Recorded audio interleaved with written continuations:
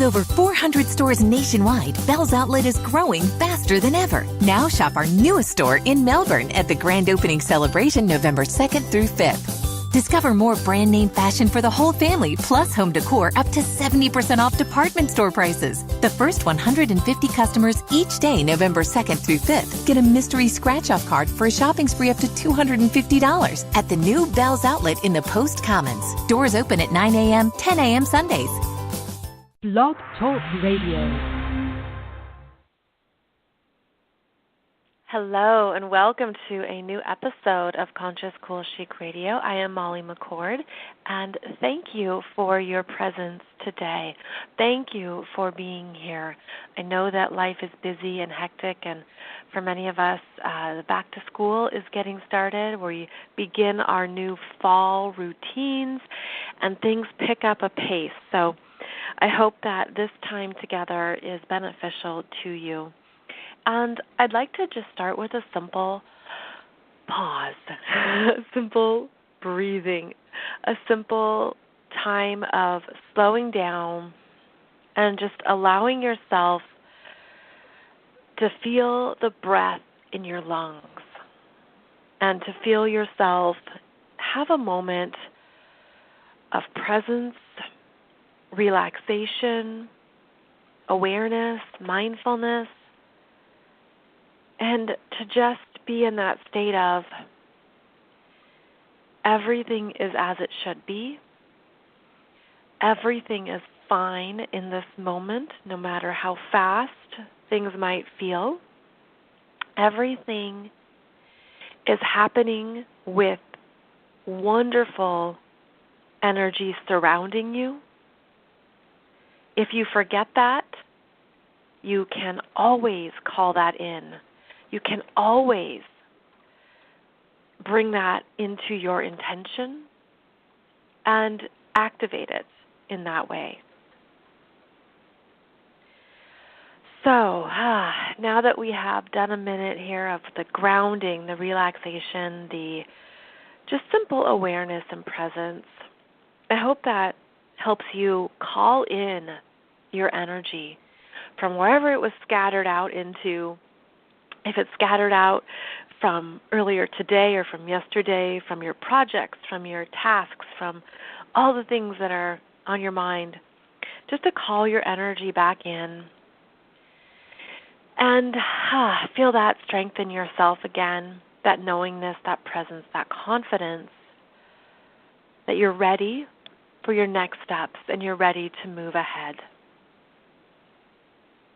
Today's show is about responsibility with what I'm going to call your spiritual gifts, but it's essentially your energy, responsibility with your energy, and knowing what to share and what to keep for yourself, what to offer in a way that supports yourself, supports others, and what is yours. What is only yours? We can forget that at times. We can go off into these other directions or intentions. And so what you want to do is really return to a place inside yourself, we'll call it your core energy, that is strong, that is in absolute control and trust of you and yourself,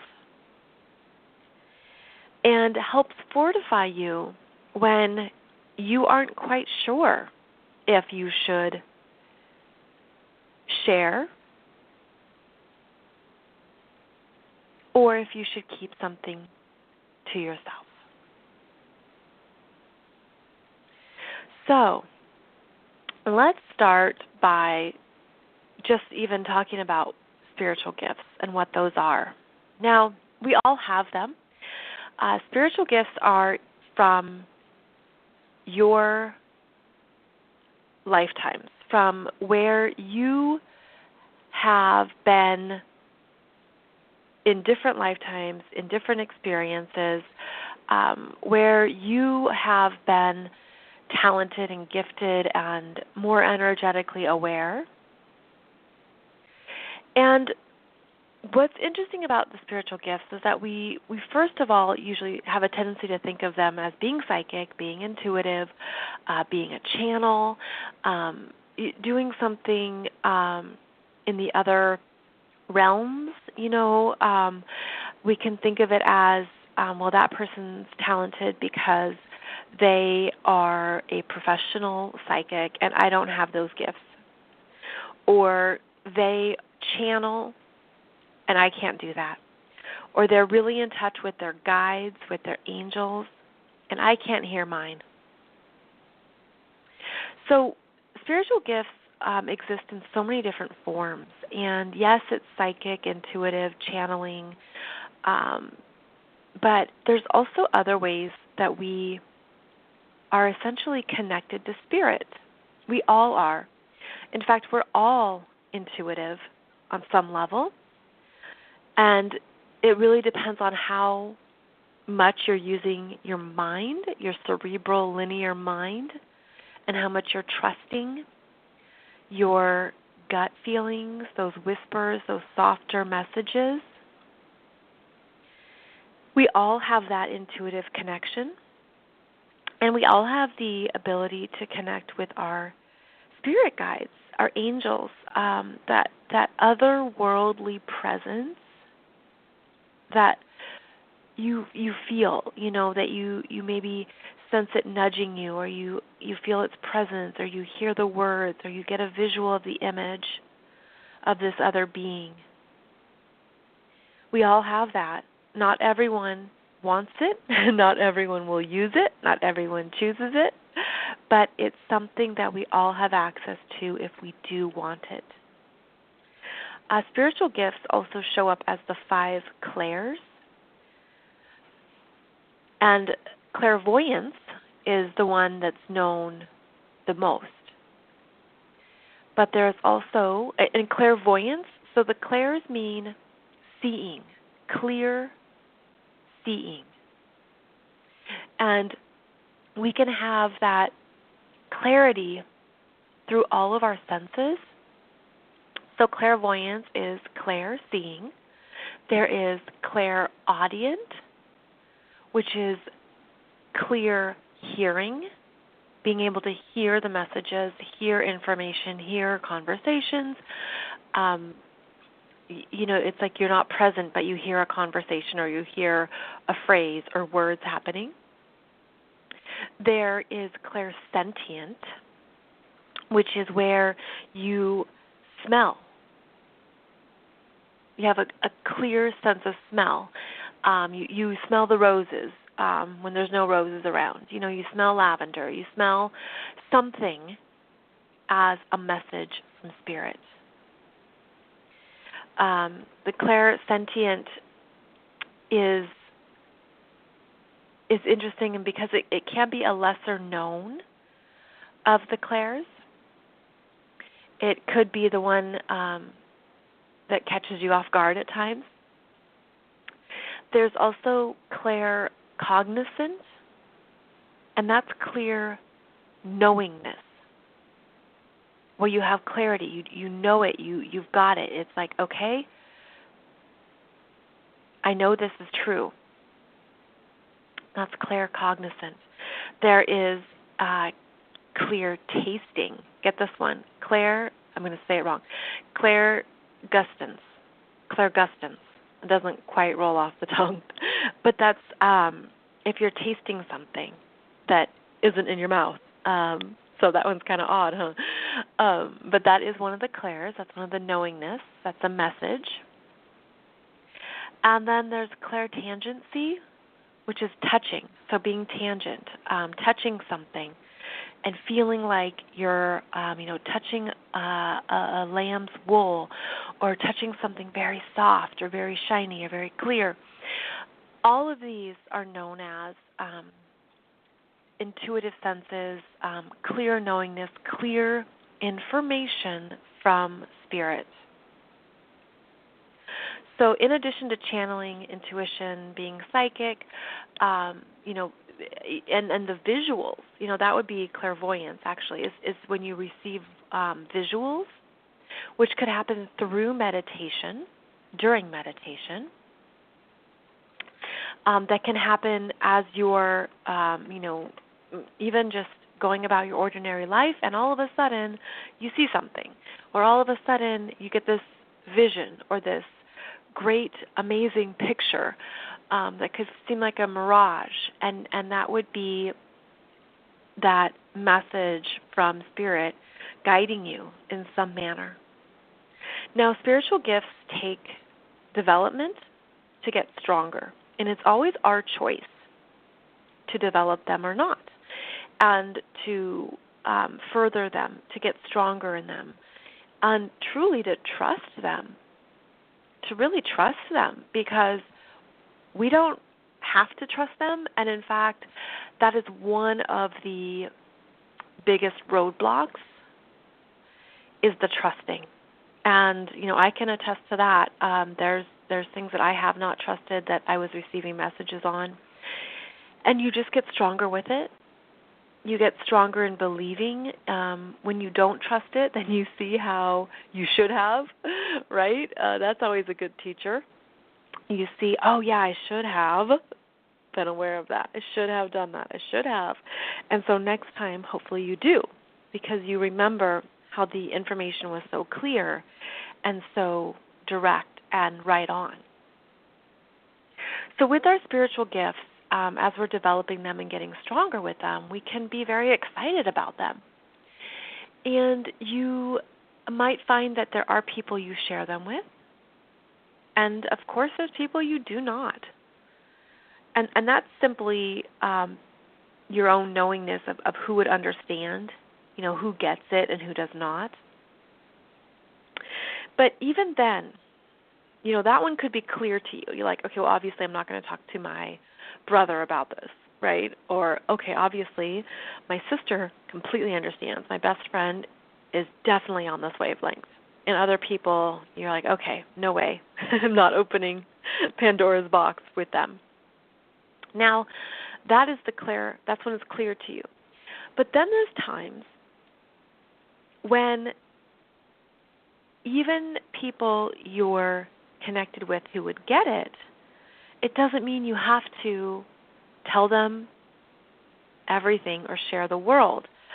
I do believe there is a lot of value in keeping things to yourself and in understanding that some messages are only meant for you. And they're meant for you to sit with, to practice, to learn with, to get stronger in, to build. And there's some gifts that perhaps you practice and you are working with, and you don't need people to know that you're doing it, because first of all, it's from a really good intention. So for example, I knew this woman who was fabulous with skincare and facials and taking care of everything, with the face, an esthetician. She's an esthetician who also is a talented healer. And she told me how many times when people would come to get a facial with her, she would be working with them on different energetic levels, helping them release things during the facial, helping them let go. And they didn't know, but she was doing it as a gift to them with very clear, honest, good intentions. And she said time and again, people would sit up from her table and just felt more, they would tell her, I feel more peaceful, I feel more relaxed, I feel better. And they're like, but it's not just the facial, and I don't know what it is. Now, she couldn't really describe to them what she did because they had no way of understanding her spiritual gifts. They were not able to understand that she was helping them heal and release in other realms, and helping them move through forgiveness or let go of anger or not be so anxious or stressed. that was just something she offered in addition to doing the facial or the body service or whatever they came in for. This is a good example because, again, it all comes back to intentions. It all comes back to the fact that you're supporting people, being of service to them, but you don't have to let them know that. You don't always have to do it if you're understanding who they really are. And in fact, I have used this in my own business as an astrologer. I'm quite psychic, and I don't advertise myself in that way because it's not a gift that I want to share with everyone or I want to offer. It's not something that's best always for my clients. Sometimes, the best teacher is experience. I also believe people have to learn things for themselves. You can't tell people things about some situations. Have you ever been in that situation where you can't tell someone information because they're going to misinterpret it, they're going to get it wrong, they're not going to see it clearly, they don't get it. So you have to let them discover it for themselves, let them have that experience, let them go about their lives and honor their path and honor what they're learning. I find that the spiritual gifts are meant to ultimately help everyone in the best and highest possible way. And that shows up in many different formations and many different connections and interactions. And so if you feel urged to hold something back in your business, in your conversations, in whatever you're, exchanging with someone, honor that, because you certainly do not have to share it all. I do that a lot with my clients too, in that there's people I'm not meant to connect with, and I am not the best help for them. And so saying no allows them to find the next best connection for them. Even from a business sense, you might think, oh, well, don't tell people no if they're, wanting to pay you. And I completely disagree. I absolutely will know when that client is not right for me or when something is not a good connection, because I have to honor my energy too. And it then opens me up to more people who are a good fit or who I can really help.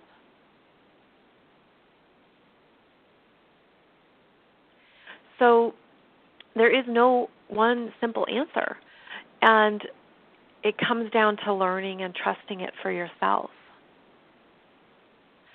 I'm at the point where I have no problem telling some people no, and they have much more to do before I can help them in terms of whatever their personal path might be or their personal awareness, because some people really don't want to change and they really don't want to grow, and I'm not a good fit for them because I'm all about transformation and letting go and change and your next steps and going higher and expanding and, and all of that movement energy. And when someone is in a rut or someone's really wanting to grasp onto, who they are, what they are, where they are, I find it's important to honor that and say, essentially, I'm not going to be the good fit for you. So when you're doing it from a well-intentioned place, when you're being responsible with yourself, your energy, it ultimately allows someone else to move on to their next best match. It's also true when people show up with very low intentions or very malicious and intentions, or they're not coming from a good place. They're coming from a bad place. That happens too. That happens so much with some different groups, I'm going to say, some different connections out there. I mean, there's even a gal who listens to this podcast, and she takes my information and uses it as her own. And, you know, she's got some things coming that are going to be hard knocks, but that's based on the energy she's putting out there. You know, that's her lesson. In addition to the legal stuff. So, you know, people show up with all these different intentions because of where they are on their spiritual path.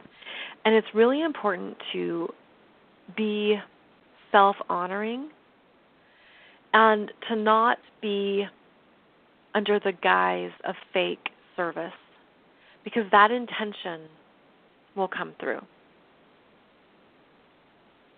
And as we develop our spiritual gifts and we get excited about them and we honor them and we're, you know, really wanting to share them or put them out there, or even just, you know, just to do something with them, you are wise to understand that not everything is the right fit.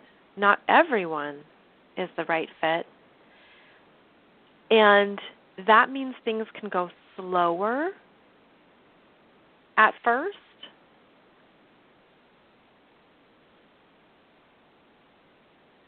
That means things can be maybe smaller. If you have this giant vision and you want to get things out there and get going, you might be urged to go a little bit slower so that you can learn some things before you get bigger.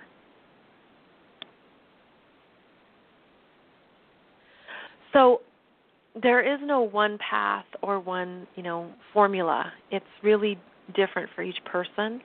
I would say, however, your astrology and your numerology charts show you, you know, what that path is and give you that information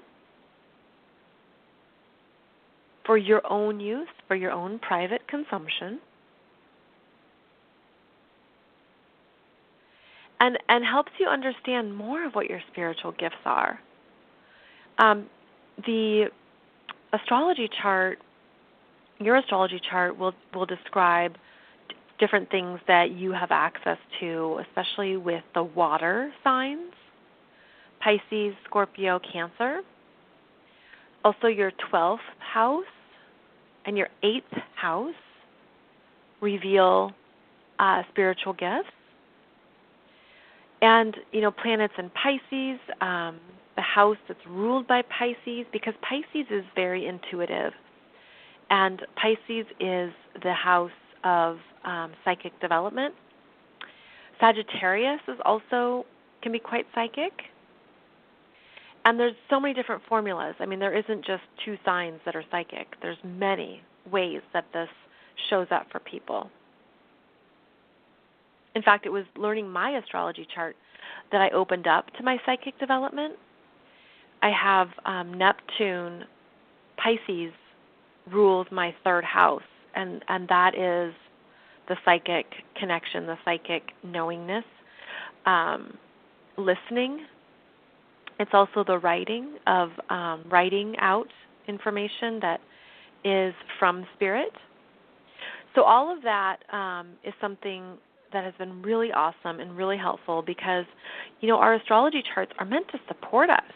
That's why we have access to this information. And then the numerology adds another layer. Alison Bogman is my go-to numerologist. She's fabulous.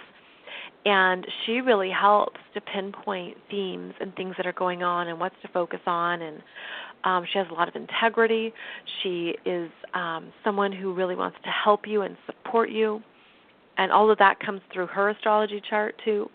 So if you're looking for understanding more layers of your spiritual gifts, I would strongly recommend astrology or numerology to show you what those are.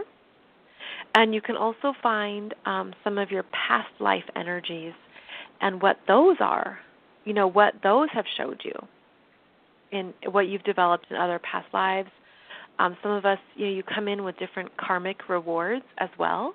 Like you were a good Girl Scout in previous lifetimes, so you get to enjoy the fruits of being the good Girl Scout, and you get more rewards, if you will, in this lifetime. So it's really important to understand these parts of yourselves, because the more that you're responsible with them and you honor them and you respect them in yourself, the better you are with your own intentions, your own awareness of yourself, and your ability to say, nope, I can't help with that, nope, that's not for me. And then conversely, when you say, yes, that's definitely for me, or yes, this is right up my alley, I can, work with this, I understand this, even just saying yes to spirit. Yes, I understand the message. Thank you for that clarity. You could receive incredible messages through your dreams. That is an area where we have spiritual gifts, is the messages in our dreams, whether those are the visuals, the sights, the smells, anything that comes through for you. It's really cool these days, all the different spiritual gifts. Past lives, are a big one. Akashic records. Some people work with the earth, do more energy work with the earth, with the globe, with nature, with the fairy realms, with even sea life, dolphins and whales and turtles and animals in general. Any connection to animals could be one of your spiritual gifts. There's just so many ways these can show up. And I think it's really exciting to discover them and then to keep developing them, because there's also so much support these days for developing them. So as you're growing with this part of yourself, you're taking responsibility for your energy, you're taking responsibility for what you can do. You're also honoring what you cannot do and what you do not want to share. I mentioned at the beginning of the show the clair intuitive senses, and I didn't realize I was clairaudient for so long, but I hear conversations that people have. I hear phrases they say. I hear words they speak. I can't quite explain it. It's just one of those things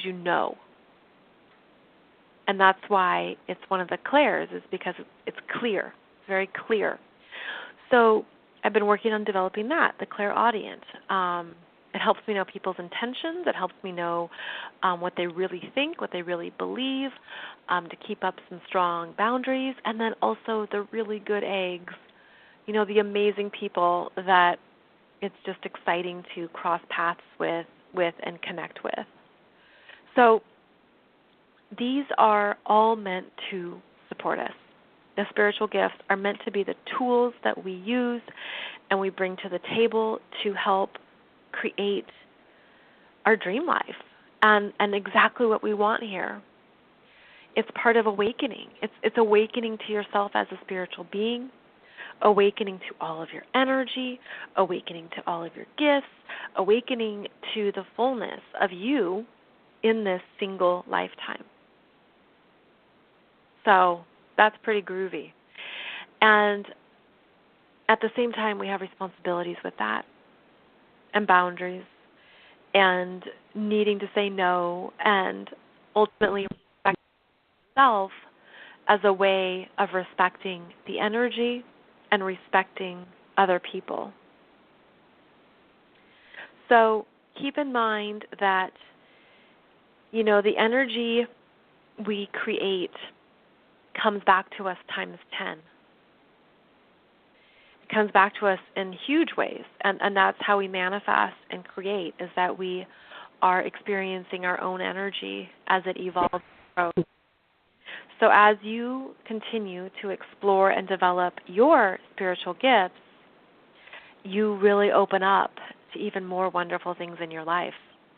And hey, there's nothing wrong with that. So I hope this show has been enlightening and beneficial for you. As always, I appreciate your time. And I will see you back here with another episode soon. So please subscribe to this podcast and take good care along the way. I'll see you soon. Bye-bye. And now, insurance-minded speeches from Geico. Hardship. My grandmother would go through it every month to pay her insurance bill. First, she would handwrite a paper check, in cursive. Then, using her own tongue, she would wet a stamp for an envelope. Today, however, we need not weary our hands and tongues. Today, we can pay our Geico bill with the Geico app. Away with hardship, in with bill pay on the Geico app. Thank you.